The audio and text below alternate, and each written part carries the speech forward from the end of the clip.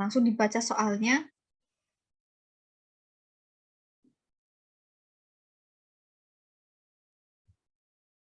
Oke, berapa detik tadi sudah ada yang menjawab.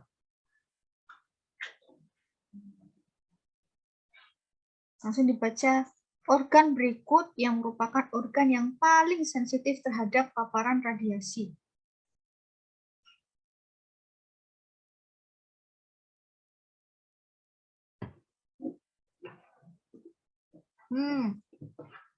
Oke. Ada yang menjawab C, ada yang menjawab A.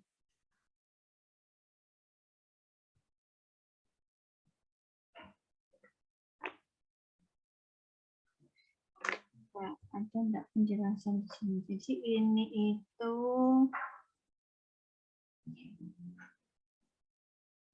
terkait apa ini ya? Ketika ini masuk ke materi semester 2 ya. Kalau misalnya kalian buka-buka lagi terkait ini, itu di semester 2. Saya mengajar juga, kalau nggak salah ini. Oke, ada yang menjawab A, ada yang menjawab C. Yang menjawab C alasannya apa? Ada yang mau menjawab? Atau ada yang menjawab A, alasannya apa kira-kira? Logikanya saja, ya, nggak usah ke teori spesifiknya. Bu, jawab A karena kalau organ sensitif itu pastikan ada alat khusus pelindungnya, Bu. Jadi yang kita ketahui salah satu alat proteksi radiasi yang biasa digunakan adalah gonad shield. Jadi menurut saya gonad adalah merupakan salah satu organ yang sensitif, Bu. Oke, terima kasih ya. Yang menjawab C, kenapa menjawab C? Tiba-tiba kulit merupakan bagian terluar dari tubuh. Jadi walaupun misalnya kan gonad, nah, tetap ada kulitnya. Oke, ya. Jadi pernah ini ya, atau sering mendengar ya, oh, hati-hati kalau di radiologi nanti gitu kan? Jadi radiasi itu seringnya diidentikan dengan kata mandul bagi perempuan. Ya, jadi nah yang paling sensitif terhadap paparan radiasi itu sebetulnya adalah A, ya, gonad atau organ reproduksi. Nah, tadi juga betul ya ilustrasi atau pemikiran dari Mbak siapa tadi saya lupa. Biasanya kan untuk apa namanya APD itu melindungi organ-organ ya. Salah satunya adalah gonad. Jadi mikirnya gonad yang sensitif. Jadi betul ya, organ reproduksi yang paling sensitif terhadap radiasi bukan kulit ya. Kalau kulit itu lebih tahan terhadap paparan radiasi. Untuk urutannya itu nanti tak coba kirimkan ya, karena ini 7, 8. Oke, nanti saya coba kirimkan dulu materinya yang urutan yang paling sensitif, yang paling resisten itu mana, karena saya ini yang buat soalnya saya lupa tapi ya, yang mana yang paling urutannya. Nanti saya kirimkan ke Mbak Rima atau Mas Gede ya. Tapi yang paling sensitif itu adalah gonad. Tuh ya, jadi tidak semuanya harus secara teoritis, tapi ada soal-soal tertentu yang bisa dilogikakan. Ya, oh kira-kira ini, oh seperti ini, dikaitkan, gitu ya. Bisa masuk tadi ilustrasi dari siapa itu temanmu tadi ya, bahwa APD itu contohnya ada thyroid shield, ya, lalu ada apron secara luas itu, apron untuk tubuh, lalu ada kacamata PB, lalu ada gonal sheet ya. Kenapa kok untuk kulit di tangan, di kaki, di seluruh tubuh itu kok tidak ada apron yang secara khusus, kan seperti itu ya. Jadi, nah untuk apron itu yang ada untuk organ-organ tertentu, nah itulah organ yang termasuk yang paling sensitif terhadap radiasi. Ya, ada tiroid, ya, lalu ada nanti di organ-organ dalam, ada paru-paru, juga ada gonad itu sendiri. Nah, ya, jadi gonad organ reproduksi itu yang paling sensitif terhadap radiasi. Tuh ya, logikanya. Sedangkan nomor 8, kira-kira langsung bisa dijawab apa yang paling tahan terhadap paparan radiasi? Kulit. Oke, kulit. Sum-sum tulang. Ada yang D, ada yang C. Oke, jadi untuk organ yang paling tahan atau resisten terhadap paparan radiasi adalah kulit. Ya, itu tadi yang saya jelaskan. Untuk apron itu kan tidak ada khusus untuk tangan atau untuk kulit mana, bagian kaki. Itu kan tidak ada. Nah, itu menandakan organ yang paling tahan atau kata lainnya adalah resisten terhadap paparan radiasi itu adalah kulit. Ya.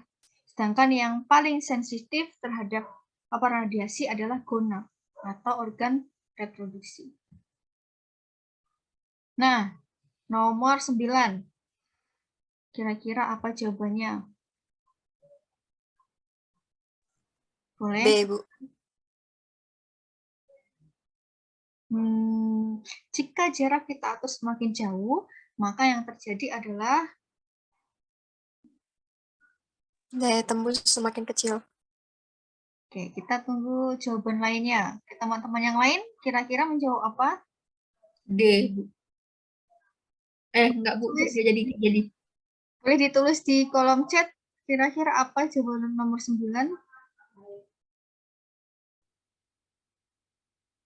B semua, B semua.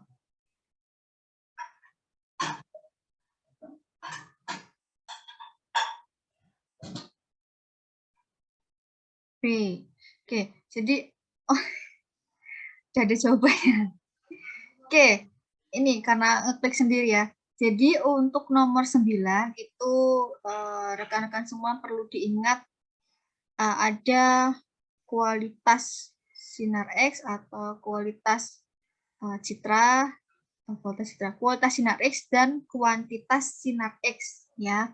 Nah, untuk kuantitas sinar X atau intensitas sinar X itu merupakan banyaknya atau jumlah sinar X yang akan dikeluarkan dari tabung sinar X. Nah, yang menentukan banyaknya sinar X yang dikeluarkan itu salah satunya adalah jarak. Nah, kalau kita mengatur jarak ya tabung itu semakin jauh dari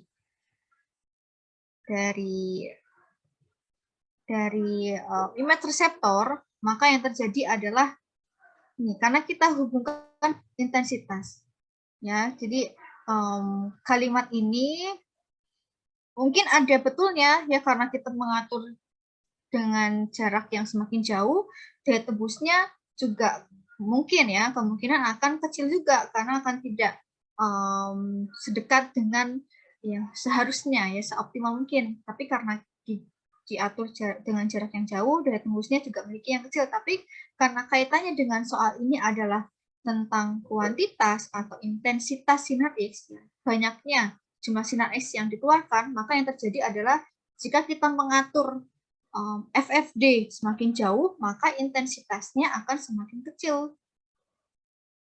Intensitas radiasi yang dikeluarkan itu akan semakin kecil. Ya.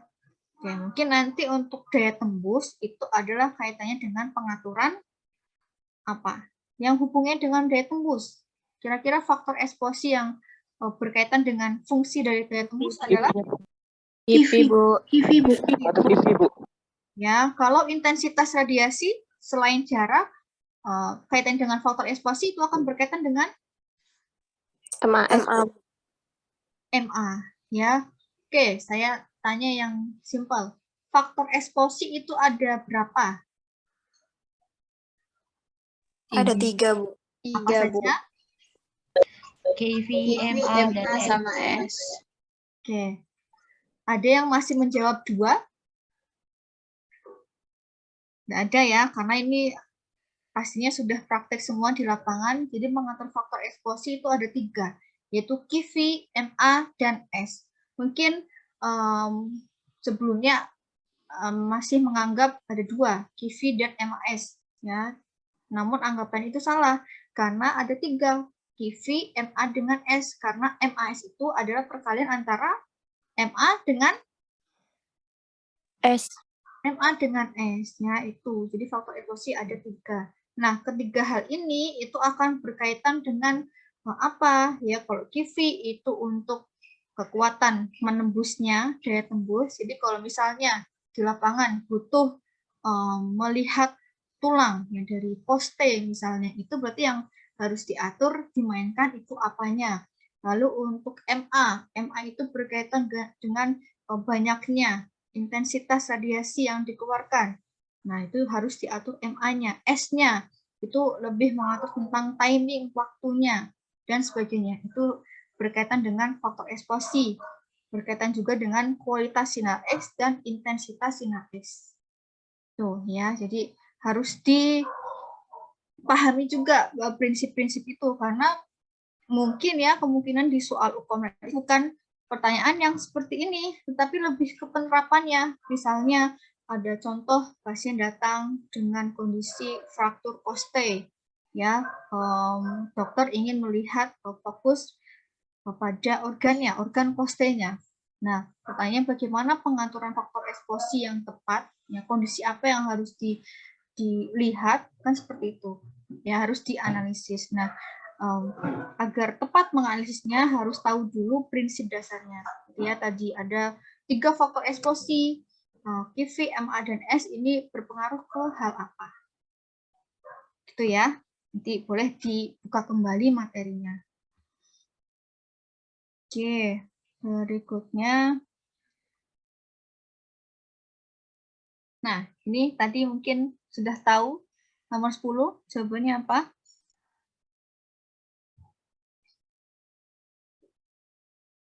Jika nilai KV dinaikkan, maka yang akan terjadi adalah Daya tembus semakin besar, Bu. daya tembus semakin besar. Sudah jelas ya, karena KV itu berkaitan dengan daya tembusnya. Oke. Jawabannya D. Betul ya.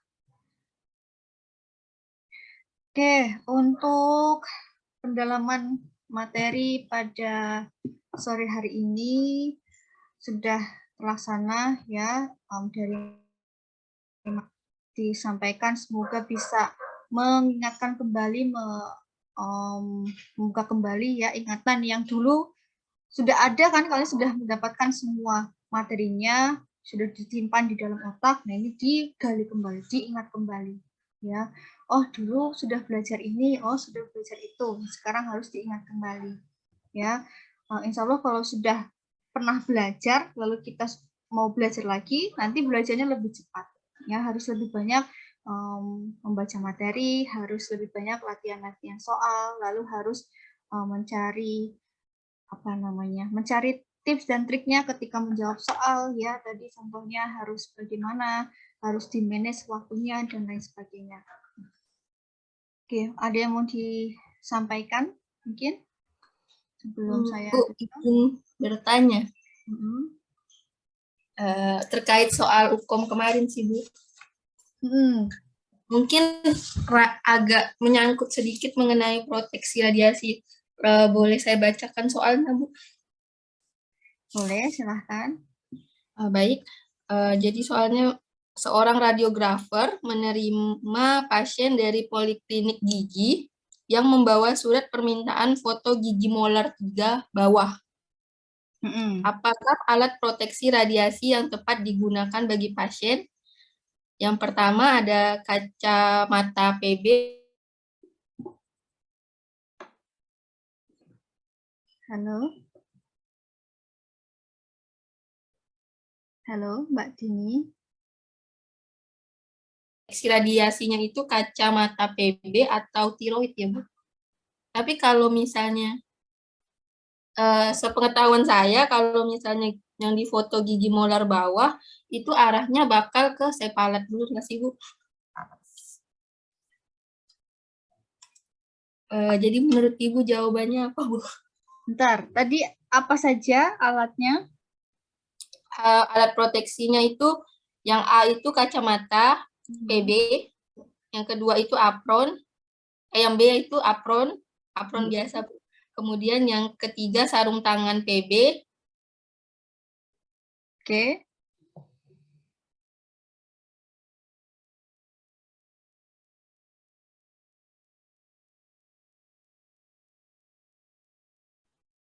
Udah, Bu. Yang di foto gigi molar 3 bawah. Oke, bentar. Tadi yang pertama kacamata PB, lalu tiroid. Ya, yang pertama kacamata PB, yang kedua apron biasa, Bu. Yang B, kan pilih asal yang kedua. Yang B, Bu, maksudnya. Putus. Jadi pilihan jawabannya itu, Bu, yang A kacamata PB, yang B apron, yang C sarung tangan PB, yang D apron, dan yang E apron tiroid. Tiroid. Oke, kemarin Mbak siapa ini Mbak? Mbak Dini. Ya, Bu. Jawabannya apa? Kalau saya milih sih kacamata PB, Bu. Soalnya seingat saya, kalau misalnya yang di foto gigi molar bawah, itu arah sinarnya ke sepalat, Bu. Sepalat itu Tapi ke bawah apa ke atas? Sepalat itu ke atas ya. Tapi kenapa? Halo? Ini di saya saja atau di teman-teman lain suaranya Mbak Dini juga terputus-putus? Iya, Bu, putus ya. Oke. Ada yang mau mencoba menjawab ini, Mbak Anissa. Boleh silakan menyampaikan untuk teman-teman yang lain setelah ini. Baik, Bu, mencoba izin menjawab terkait pemeriksaan gigi kan gabungnya ke panoramik ya, Bu. Kalau panoramik itu dari sistem alatnya itu berputar mengelilingi, dan untuk sistem proteksi radiasi yang digunakan itu dari kebetulan kasus KTI saya, Bu, itu apron. Terima kasih, Bu. Oke, ada yang mau jawab yang lain? Maaf, Bu, tapi,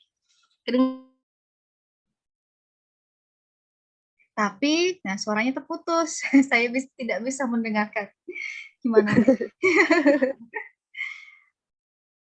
Pas, jadi suaranya tapi, nah hilang suaranya. Sama, Bu. Sama, oke. Coba sambil mendengarkan jawaban dari Mbak Dini atau Mbak Dini. Tapi Bu di soal gigi molar 3. Oke, ada yang lain mau menjawab? Silahkan. Mau menambahkan, berkomentar gitu?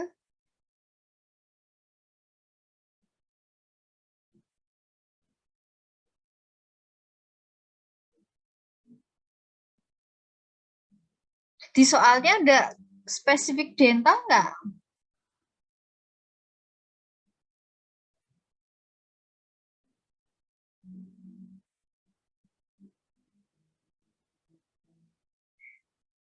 Di soalnya sudah spesifik menyebutkan dia.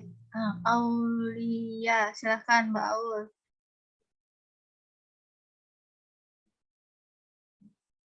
Silahkan Mbak Aulia.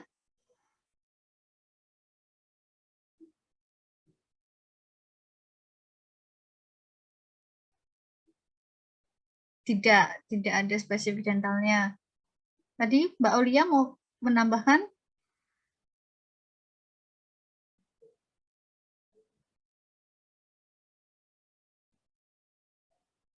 Halo, Mbak Aulia.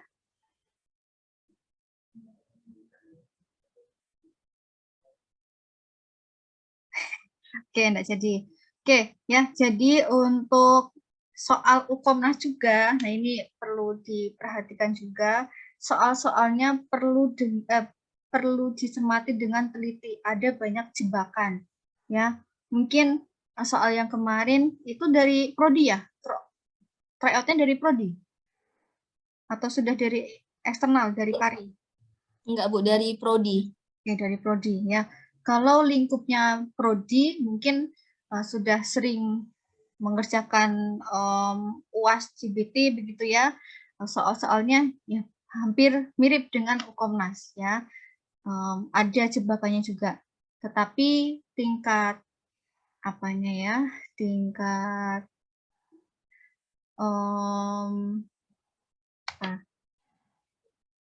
variasi soalnya juga tingkat ada yang rumit, ada yang mudah juga bisa dijumpai pada soal nanti di tryout hari atau nanti di Ukomnas. Nah, intinya semua soal harus bisa menganalisis ya.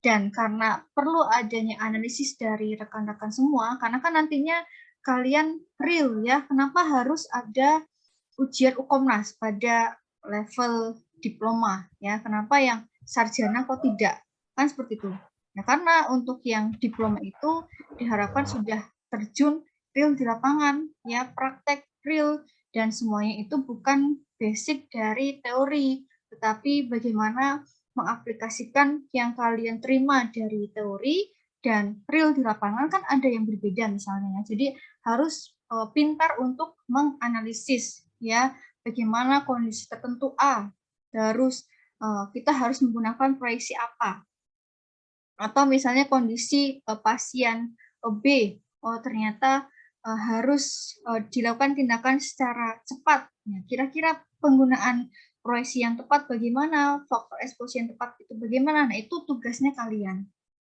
ya, karena diploma itu tadi ya berbeda dengan sarjana ya, tidak dituntut secara real praktiknya bagaimana, harus menganalisisnya bagaimana. Itu tujuan dari Ukomnas seperti itu ya, kalian harus dianggap mampu, andal, karena nanti kaitannya dengan manusia kan, tidak semena-mena dengan hal itu gitu. Nah, untuk soal Ukomnas itu pertama harus mampu menganalisis ya dari kasus yang ada. Berikutnya adalah tidak menutup kemungkinan ada jebakan-jebakan di soal, baik itu di uraian soalnya maupun di pilihan gandanya. Ada yang hampir jawabannya mirip-mirip, ya, ada yang sengaja dimiripkan, ada yang sengaja harusnya membahas tentang A, tetapi karena berkaitan dengan materi B itu dijadikan pilihan juga. Nah, itu yang harus dipelajari. Ya, jangan sampai terjebak dengan hal itu. Nah, tadi kan ada pemeriksaan gigi. Pemeriksaan molar, gigi molar ketiga ya. Terus apa yang harus digunakan APD-nya, itu ya. Oke, jadi analisis soal dari rekan-rekan semua tidak saya salahkan juga, tetapi yang harus diperhatikan adalah ketepatan solusi yang tepat untuk kasus itu apa. Ya, kalau dari saya sendiri yang menjawab soalnya, karena ini soalnya secara umum ya, dilakukan pemeriksaan gigi. Ya, kira-kira harus menggunakan apron apa? Apron itu kan untuk melindungi yang tidak semestinya diterima. Ya, kalau pada pemeriksaan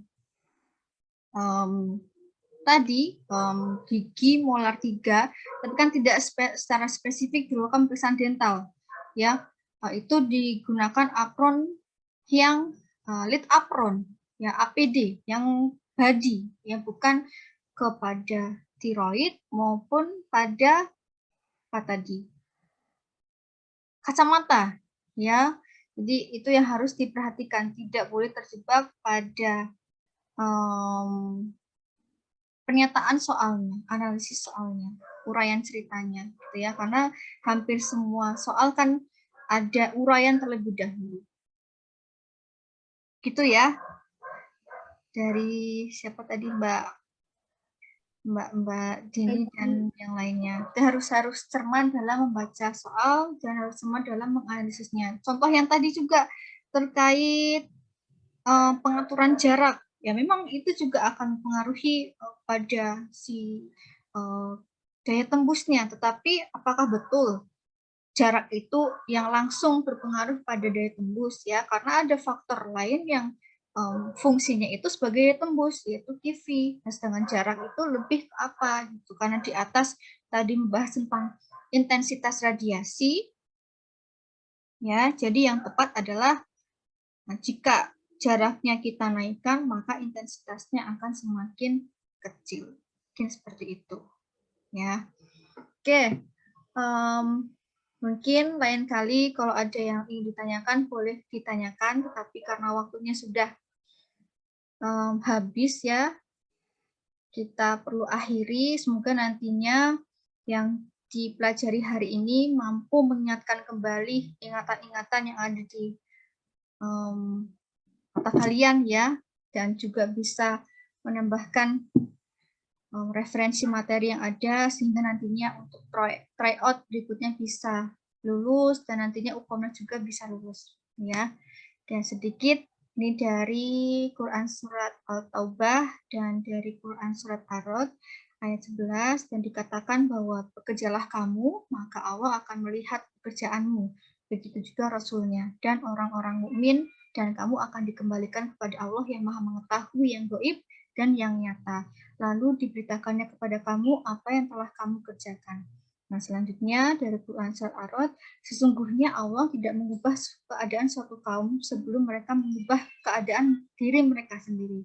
Ya, jadi diingatkan kembali semuanya bahwa usaha itu tidak akan mengkhianati hasil. Ya, jadi mau tidak mau kalian kemarin sudah melakukan ujian, juga ada yang mungkin masih melakukan revisi, tapi juga harus belajar lagi untuk UKOMNAS, tetapi semua usaha, upaya yang kalian lakukan harus berlembur lagi belajar, itu nantinya akan sesuai ya dengan apa yang kalian harapkan ya. Semoga usaha yang kalian lakukan saat ini, usaha kerasnya akan membuahkan hasil yang sepadan juga.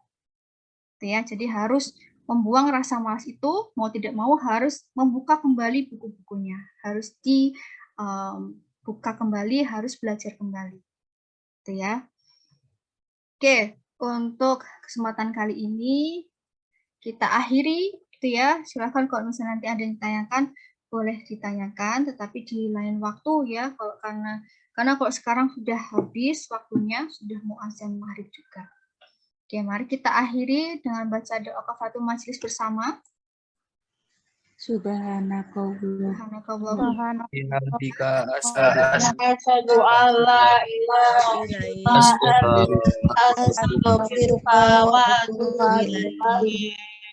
Oke, untuk materi tadi itu sebetulnya juga sudah saya sampaikan di semester 2. Saya ajarkan ada di YouTube saya, boleh kalau misalnya mau belajar sambil mendengarkan bisa dibuka-buka, yaitu ada yang terkait faktor eksposi, ada yang proteksi radiasi, silahkan boleh ya. Terus, nah ini sedikit, semoga ya saya doakan juga, semoga nanti Allah SWT memberikan kemudahan untuk kalian semua, memberikan kelancaran dalam segala hal, ya baik itu terkait perkuliahan, terkait UKOMNAS dan lain sebagainya. Dan semoga harapan saya semua mahasiswa prodi radiologi bisa lulus UKOMNAS 100%. Ya, semoga. Amin. Amin. Amin. Amin. Doa kami juga kalau kalian lulus, kita juga senang, ya. Tetapi harus diupayakan, harus usaha, harus kerja keras juga, ya. Oke. Terima kasih untuk perhatiannya. Semoga hal-hal yang tadi bisa bermanfaat. Kalau ada hal-hal yang keliru, yang salah dari ucapan saya, mohon dimaafkan juga. Terima kasih untuk waktu dan perhatiannya. Kami akhiri. Billahi taufiq wal hidayah. Wassalamualaikum warahmatullahi wabarakatuh. Waalaikumsalam warahmatullahi wabarakatuh. Waalaikumsalam warahmatullahi wabarakatuh. Terima kasih Ibu. Makasih, Bu. Oke. Jangan lupa absen ya. Tadi Iya, Bu. Baik, Bu. Terima kasih. oke. Boleh meninggalkan Zoom meetingnya.